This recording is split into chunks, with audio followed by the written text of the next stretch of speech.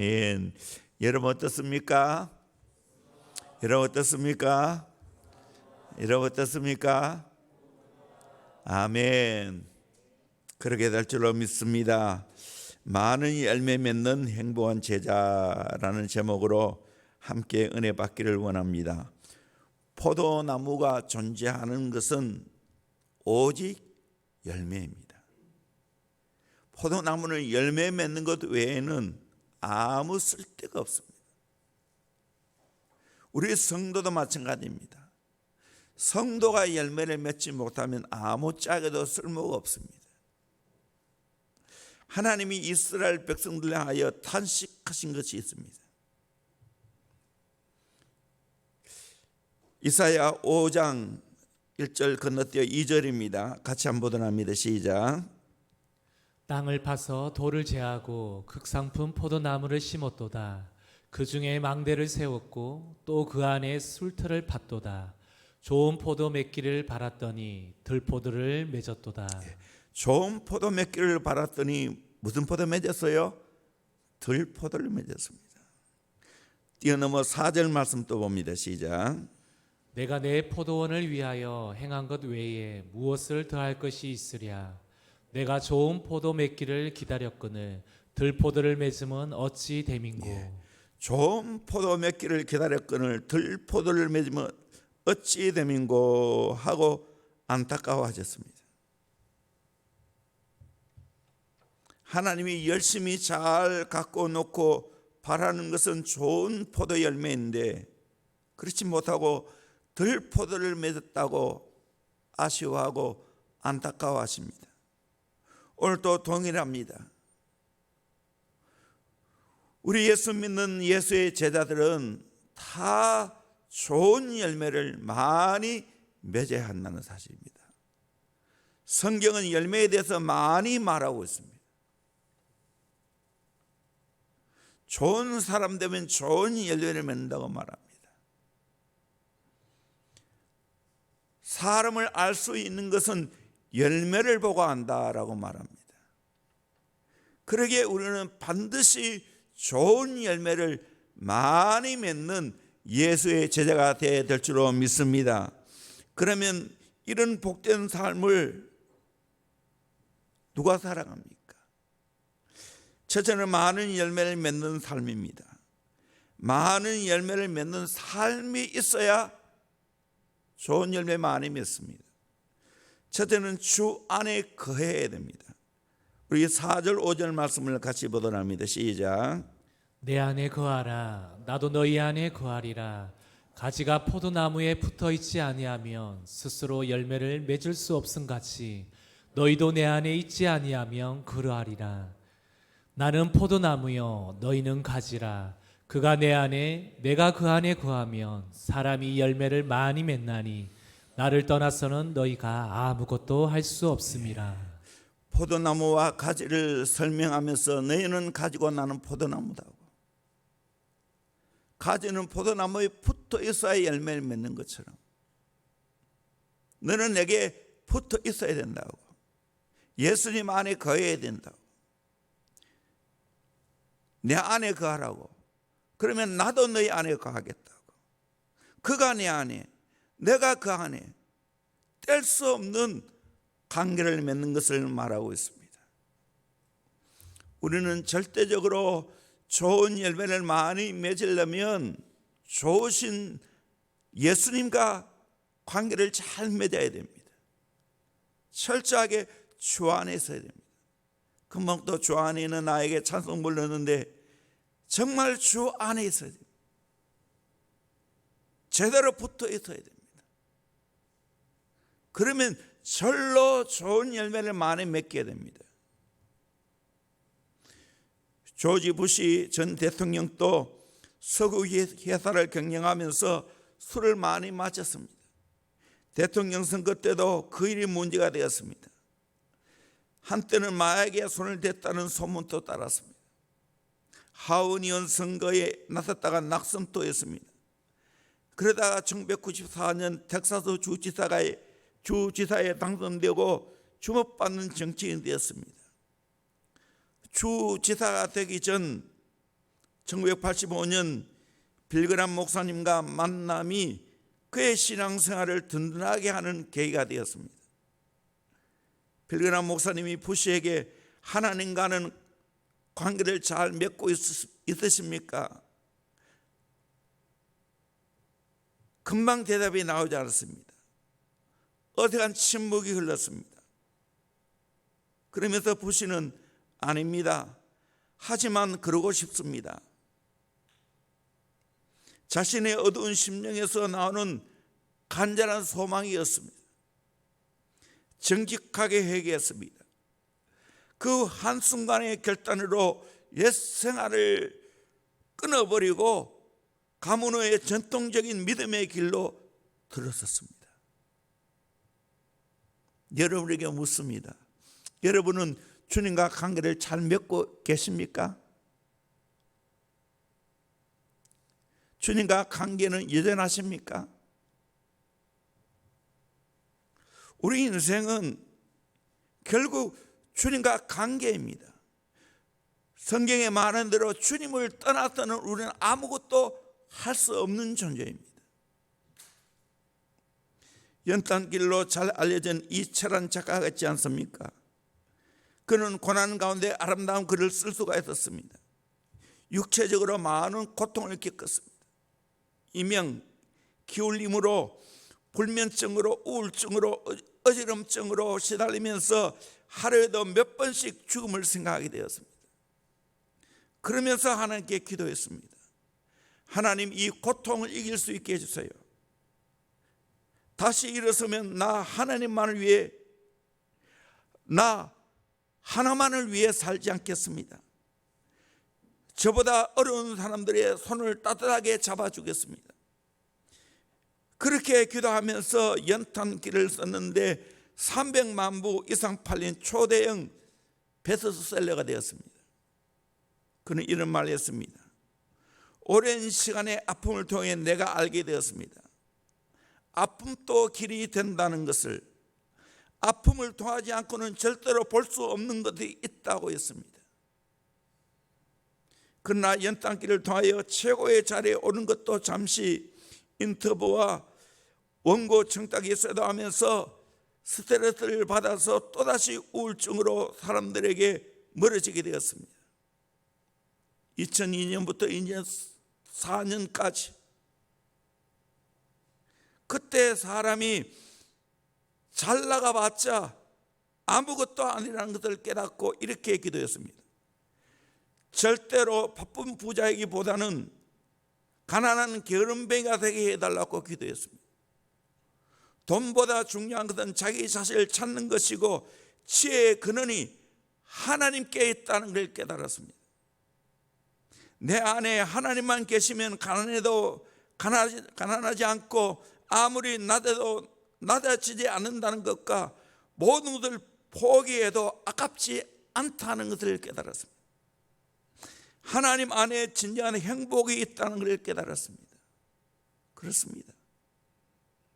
우리는 주 안에 있으면 항상 행복할 수 있습니다.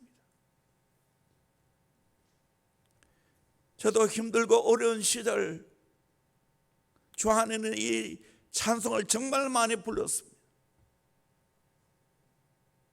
어쩌면 지금은 모든 것이 더 그때보다는 훨씬 나아졌지만 그때 의미 있게 부르는 찬송하고 지금은 찬송은 오히려 약해지지 않았나 생각이 됩니다.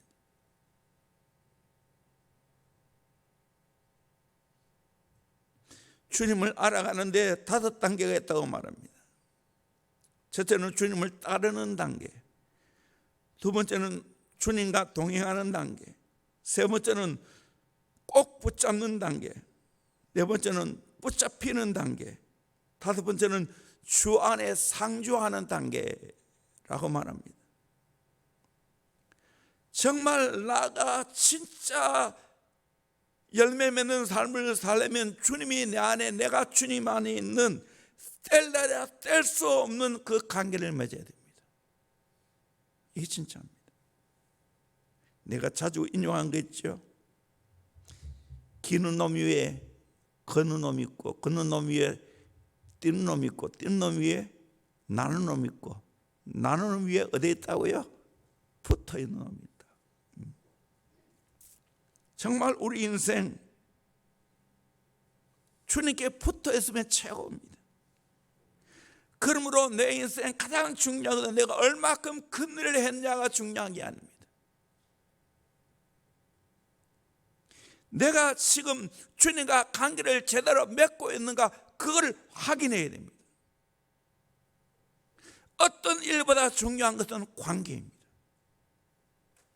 관계가 틀어지면 아무리 열심히 해도 그것은 결코 좋은 일이 못 되고 좋은 열매도 맺을 수가 없습니다. 여러분, 해적선 안에서는 열심히 일을 하면 일할수록 더 나쁜 일을 많이 합니다. 도둑이 와서 물건 훔쳐가면서 설거지가 안 되는 걸 보고 설거지 해놓고 간다면 좋은 사람입니까? 정말 우리는 주님과 관계를 최우선순위로 두어야 됩니다. 특별히 어려운 이때일수록 더 주님과 나하고 1대1로 깊은 관계를 맺어야 됩니다. 가장 좋은 시간입니다. 저도 생애 가운데 가장 내 개인적으로 시간을 많이 확보하고 있습니다. 그게 너무 좋습니다.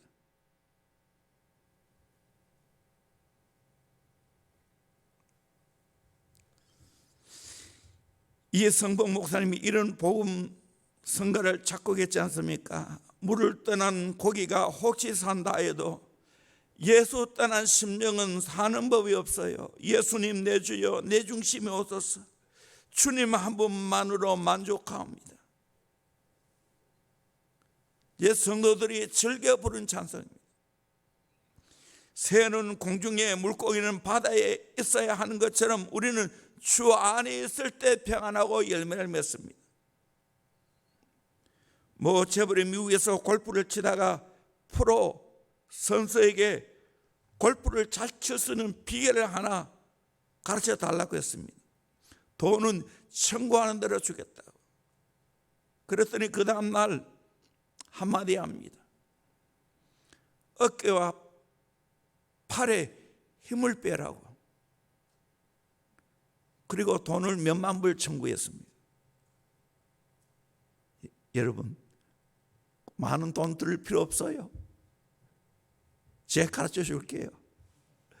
주 안에는 생활하고 싶습니까? 힘 빼세요. 내 힘 빼세요. 주님 의지하고 주 안에 있으세요.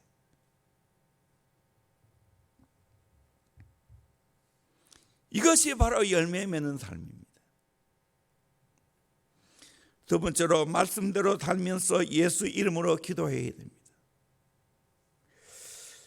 우리 요한복음 15장 7절 말씀 같이 보도록 합니다. 시작. 너희가 내 안에 거하고 내 말이 너희 안에 거하면 무엇이든지 원하는 대로 구하라. 그리하면 이루리라. 내 말이 너희 안에 거하면 무엇이든지 원하는 대로 구하라. 그리하면 이루리라고 했습니다. 16절 말씀 같이 봅니다. 시작. 너희가 나를 택한 것이 아니요 내가 너희를 택하여 세웠나니 이는 너희로 가서 열매를 맺게 하고 또 너희 열매가 항상 있게 하여 내 이름으로 아버지께 무엇을 구하든지 다 받게 하려 함이라. 이 말씀을 자세히 보면 주체가 내가 아니고 전적으로 주님이십니다. 내가 주님 선택한 것이 아니고 주님이 나를 선택해 주었습니다. 선택한 이유는 너희로 가서 열매를 맺게 하고 너희 열매가 또 항상 있게 하여서 또 예수 이름으로 아버지께 무엇을 구하든지 다 받게 하랍니다. 전적인 주권이 주님께 있다는 거예요.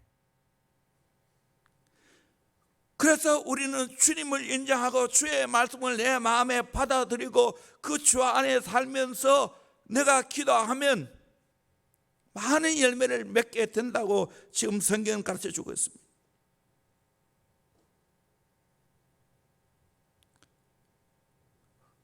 어떤 사람을 사랑하면 그 사람의 모든 것을 인정하지요. 그 사람의 말을 존중하지요. 그 말대로 살지요. 그와 같이 내가 주님을 사랑한다면, 주님의 그 마음을 안다면 나는 그 주님이 내게 말씀하신 그 말씀을 내 마음에 담습니다. 그 말씀을 내 마음에 담고는 또 내가 주의 이름으로 기도합니다. 소원합니다. 그럴 때 많은 열매를 맺는다고 가르쳐주고 있습니다. 독일의 유명한 신학자이자 선교자였던 보네퍼가 이런 말을 했습니다. 성경에 기록된 말씀들은 언제나 당신의 가슴에 울려야 하고 당신의 생활 속에 날마다 살아 움직여야 된다. 성경이 내 가슴을 울려야 됩니다. 성경 말씀이 내 삶을 움직여 가야 됩니다. 그게 진짜입니다.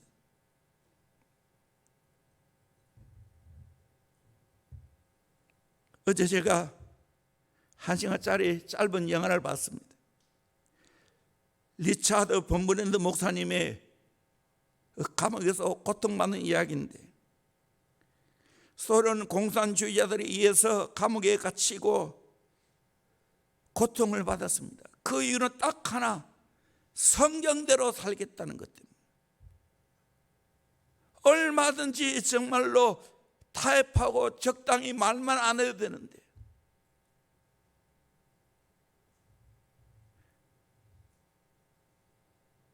그 감옥에 들어가서도 복음을 증가합니다. 밖에서도 마찬가지였고, 수년간 감옥 생활을 했지만 목숨을 잃지 않고 감옥에 나왔지만 워낙 심한 고문을 당했기에 사람들은 목사님을 가르쳐서 살아있는 선교자라고 말합니다.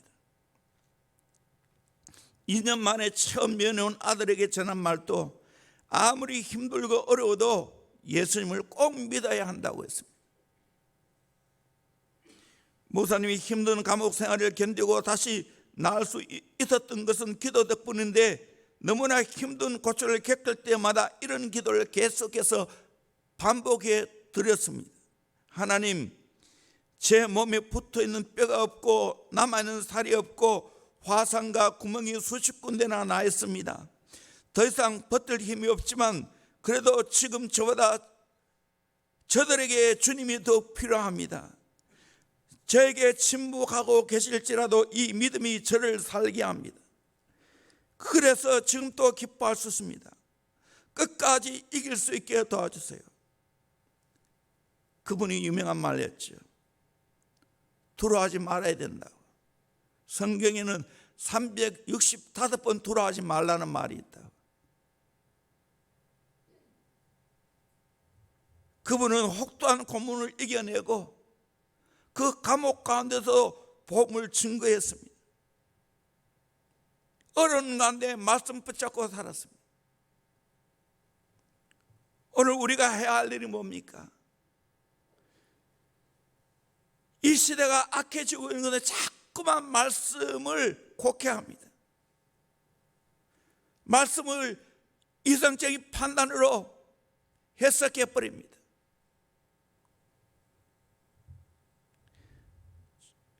여러 가지 좋은 걸 붙여서 말씀을 어기도록 만듭니다. 인권이라는 말을 붙여서, 사랑이라는 말을 붙여서. 우리는 절대로 타협할 수 없습니다. 주님이 내게 말씀하신 것을 내가 그대로 받아야 되고 그대로 지켜야 됩니다. 그렇게 살고 기도하면 하나님은 많은 열매를 맺게 하십니다. 하나님은 나를 통해 큰 일을 행하십니다. 요한복음 14장 12절 이하의 말씀을 같이 보도록 합니다. 시작. 내가 진실로 진실로 너희에게 이르노니 나를 믿는 자는 내가 하는 일을 그도 할 것이요 또한 그보다 큰 일도 하리니 이는 내가 아버지께로 감이라. 너희가 내 이름으로 무엇을 구하든지 내가 행하리니 이는 아버지로 하여금 아들로 말미암아 영광을 받으시게 하려 함이라. 내 이름으로 무엇이든지 내게 구하면 내가 행하리라. 아멘. 정말 예수 제대로 믿고 예수 이름으로 내가 기도하면 하나님은 예수님보다 큰 일도 행하게 하신다고, 구하면 다 행하게 하신다고 말씀해 주십니다. 그러기에 우리는 이 어려운 때 해야 할 일이 있다면 철저하게 말씀대로 가면서 기도해야 됩니다. 기도하면 반드시 좋은 열매를 거두게 됩니다. 그 박윤서 목사님은 신학생들에게 늘 이렇게 말했습니다. 죽도록 공부하고 싱싱하도록 기도하라. 기도하면 내 삶이 싱싱해집니다. 기도하면 모든 어려움도 너끈히 이겨냅니다. 그 안에 참되는 기쁨이 있습니다. 그리고 하나님이 그 인생을 책임져 주십니다. 그러기에 우리는 정말 주 안에 살면서 말씀대로 살면서 기도해서 많은 열매를 맺는 저와 여러분 되기를 주의 이름으로 축원합니다. 장사를 잘하는 사람도 물건을 팔지 않고 관계를 판다고 말합니다. 개성 상인의 5대 경영 철학이 있는데 남의 돈으로 사업하지 않는다. 한 가지 업종을 선택해 그 분야 최고의 기업으로 키운다. 장사꾼은 목에 칼이 들어와도 신용을 지킨다. 자식이라도 능력이 모자라면 회사를 물려주지 않는다. 기업은 국가 경제 발전에 기여해야 한다.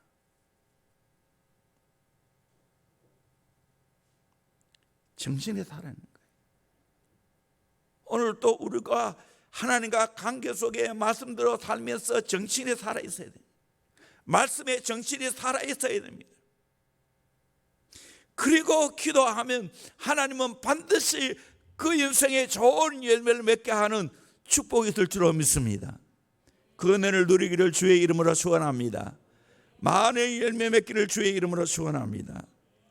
세 번째로 서로 사랑해야 됩니다. 9절 말씀 10절 말씀 같이 보도록 합니다. 시작. 아버지께서 나를 사랑하신 것 같이 나도 너희를 사랑하였으니 나의 사랑 안에 거하라. 내가 아버지의 계명을 지켜 그의 사랑 안에 거하는 것 같이 너희도 내 계명을 지키면 내 사랑 안에 거하리라. 12절요. 내 계명은 곧 내가 너희를 사랑한 것 같이 너희도 서로 사랑하라 하는 이것이니라. 아멘. 예수님이 모델로 보여주었습니다. 하나님을 사랑함으로 하나님이 주신 계명을 다 지켰습니다. 하나님의 뜻을 다 행했습니다. 그와 같이 너희들도 나를 사랑함으로 계명을 지키라고 말합니다. 또 나를 사랑함으로 너희들끼리 서로 사랑하라고 말합니다. 제자들끼리 서로 사랑하라고 말합니다. 오늘 우리가 정말 좋은 열매를 맺으려면 사랑해야 됩니다. 위로 삼위 하나님을 사랑해야 됩니다. 그리고 사랑하는 모든 형제끼리, 내게 속한 모든 사람들 주님처럼 끝까지 사랑해야 됩니다. 불사조와 거북이라는 시에서 셰익스피어는 사랑에서 숫자는 죽음을 당하였다라고 했습니다. 사랑은 다수와 공존할 수 없습니다. 서로 사랑하는 사람들은 언제나 한 영혼이고 한 마음입니다. 그리스도와 하나님이 하나이고 믿는 자와 주님이 하나이기에 사랑한 마음으로 주의 계명을 지킵니다. 사랑하는 마음이 있으면 계명을 지키는 것이 부담이 아니고 즐거움입니다. 또한 우리가 주님을 사랑하면 주님께 속한 사람들끼리 서로 사랑합니다. 사랑하지 않고는 좋은 열매를 맺을 수가 없습니다. 독일의 유명한 작가 멘델스존이 있습니다. 그 멘델스존의 할아버지가 모세 멘델스존입니다. 이 모세 멘델스존은 키가 작고 꼽추였습니다. 그가 총각이었을 때 어느 날 부유한 한 상인의 집에 잔치에 초대를 받아갔는데 그 집의 외동딸 프롬체라는 아가씨를 보자마자 그만 사랑에 빠졌습니다. 그는 넋에 나간 사람처럼 그 아가씨를 쫓아가서 그녀의 방에 조용히 들어갔습니다. 물론 아가씨는 본체도 안 했습니다. 아무리 말을 거둬 말 대꾸도 하지 않습니다. 그럼에도 모세의 총각은 용기를 내어 물었습니다. 아가씨는 결혼한 데 있어서 하나님의 뜻 가운데서 남자와 여자를 짝지어 부부가 되도록 맺어준다는 사실을 믿으십니까? 아가씨는 처음으로 대답합니다. 물론이죠. 믿고 말고요. 모세 총각은 말합니다. 그런데 이런 일이 제게 있었습니다. 어느 때인가 환상에서 이런 일을 경험했습니다. 하나님께서 내게 예쁜 소녀를 소개하면서 이 여자와 내가 앞으로 살아야 되는데, 그런데 내 아내 될 이 여자는 꼽주로 태어날 것이다. 그때 모세는 대답하기를 아니올시다. 내가 사랑하는 사람이 꼽주가 되어서는 안 됩니다. 정 그러시다면 내가 꼽주가 되겠습니다. 내가 대신 꼽주가 되겠습니다. 간청을 했고 하나님께서 그러면 내가 대신 꼽주가 되어라. 그래서 자기가 꼽주가 되었다는 환상 본 것을 이야기했습니다. 그러자 그 아가씨 부럼체는 그렇게 아름다운 마음을 당신이 가졌단 말이에요. 감동이 되어서 둘이 결혼하게 되었답니다. 내가 대신 꼽주가 되겠다는 마음이 있다면 감동이 되지 않겠습니까? 진짜 사랑을 나누지 않겠습니까? 우리 주님이 나를 사랑했기에 십자가를 지셨고 내 대신 죽어 주셨습니다. 이게 예수님의 사랑입니다. 오늘 우리가 진짜 관계에 좋은 열매를 맺으려면 어떻게 해야 됩니까? 내가 대신 꼽주가 되겠다는 그 마음, 희생하는 그 마음 갖고 있을 때 좋은 관계를 맺게 되지 않겠습니까?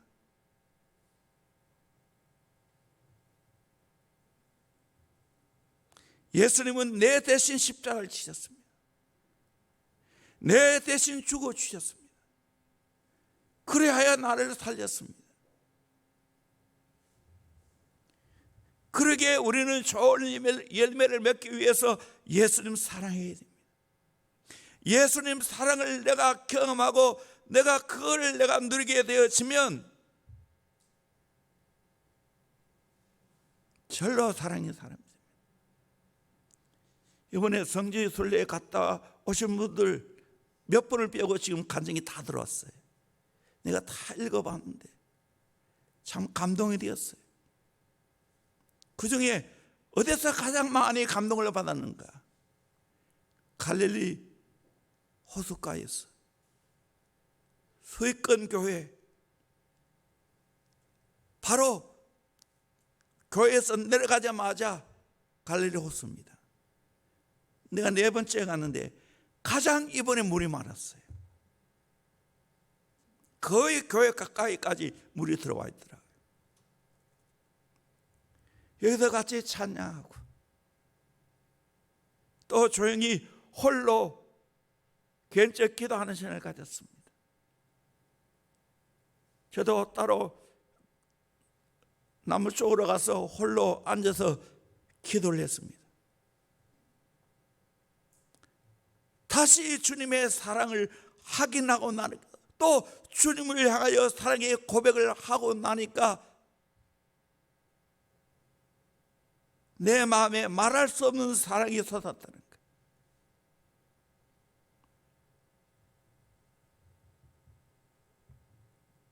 그리고 갈릴리 호수에서 배를 타고 함께 예배하며 기도하는 그 모든 것들 참 감동이 되었다고 이야기합니다. 그 외에도 많이 있겠죠. 사실 이 성경을 통해서 성경의 인물을 만나는 거예요. 성경의 모든 사건을 내가 다시 경험할 수 있는 거예요. 특별히 젊은 사람들 가장 도전을 받은 것은 할례산에서 정말 무릎 꿇고 기도할 때 하나님의 사랑을 경험했다.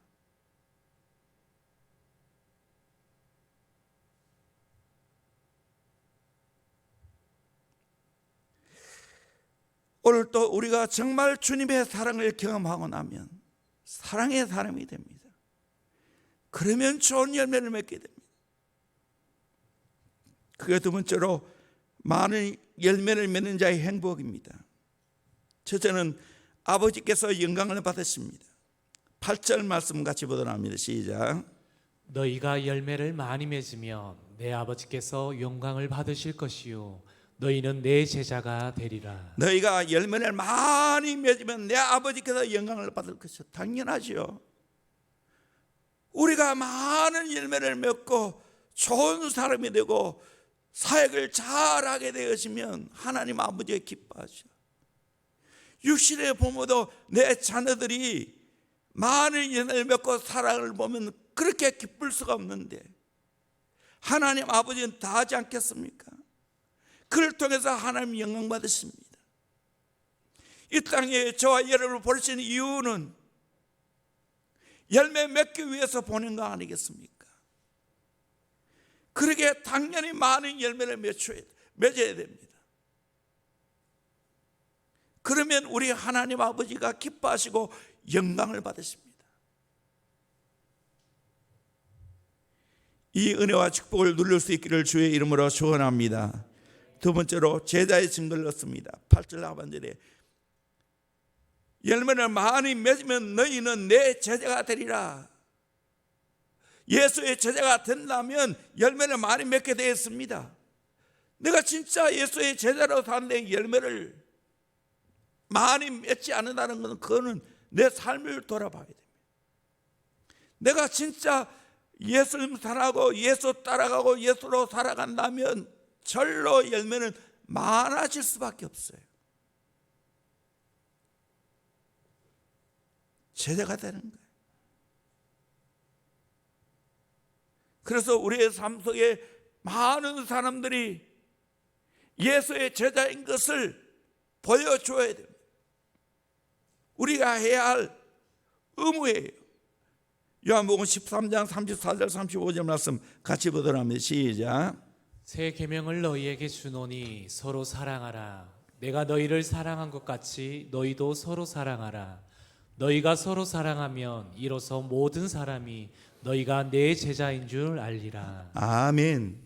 할렐루야. 정말 우리가 예수님이 주시는 새로운 계명, 서로 사랑하라는 계명, 서로 사랑하면 모든 사람이 내 제자인 줄 알게 된다고 말하고 있습니다.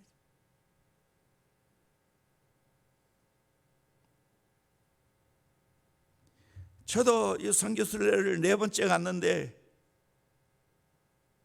우리 교회 성도들하고 갈 때가 가장 행복한 성지순례였어요. 저만 그런 게 아니고 모두가 다 그래요.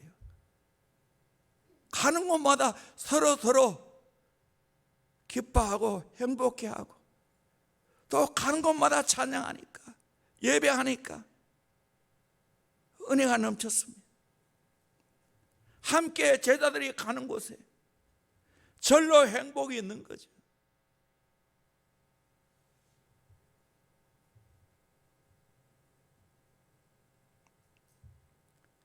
많은 열매를 맺음으로 예수의 제자인 것을 증거해야 됩니다.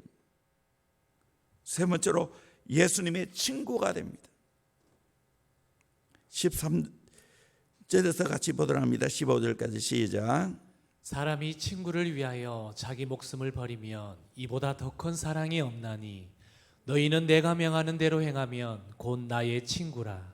이제부터는 너희를 종이라 하지 아니하리니 종은 주인이 하는 것을 알지 못함이라.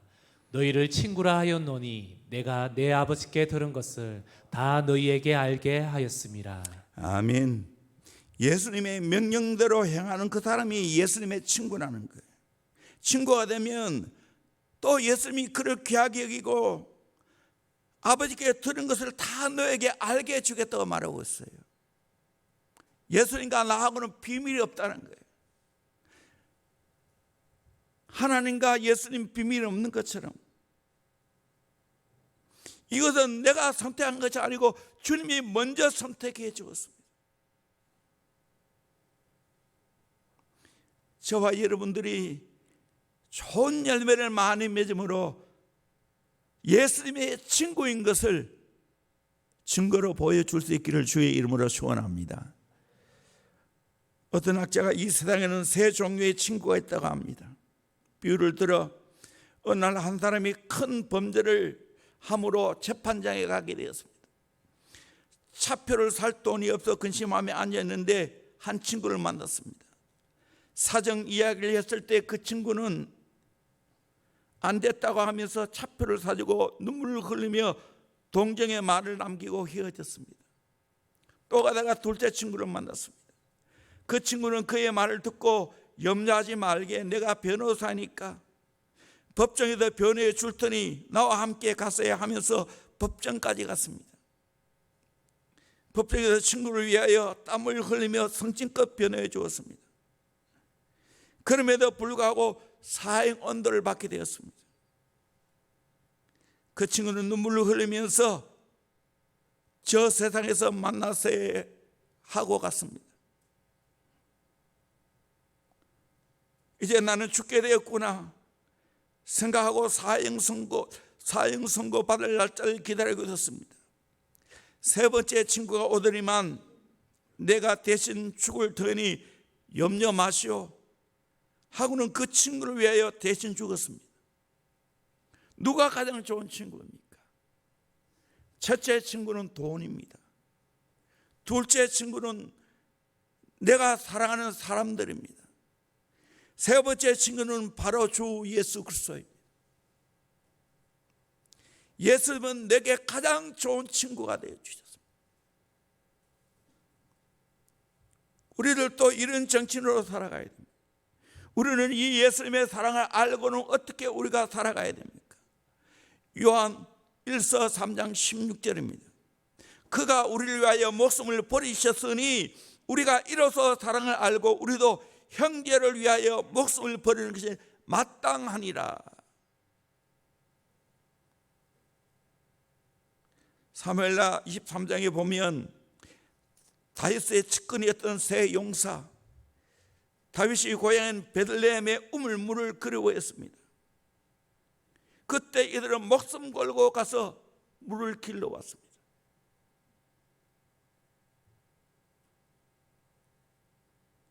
그 친구의 사랑을 느끼고 그 물을 그냥 마시지 못하고 부어서 하나님께 제사드렸습니다. 이런 친구가 필요하지 않겠습니까? 네 번째로 주의 기쁨이 충만합니다. 11절 같이 보다는 시작. 내가 이것을 너희에게 이름은 내 기쁨이 너희 안에 있어 너희 기쁨을 충만하게 하려 함이라. 이렇게 예수님 말씀하신 이유는 예수님의 기쁨이 너희 안에 충만하게 있기 위해서 말씀하고 있다는 겁니다. 주의 말씀대로 살면 좋은 열매를 많이 거두게 되고 그리고 주의 기쁨이 되고 나도 기쁨이 되는 겁니다. 어떤 사람에게 아름다운 정원이 있었습니다.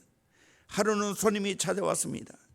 주인은 손님에게 아주 정성스럽게 가꾼 정원을 구경시켰습니다. 손님은 정원을 구경하면서 야 정말 좋다 하고 감탄했습니다. 그런 말을 들으면서 주인은 손님에게 이런 말을 했습니다.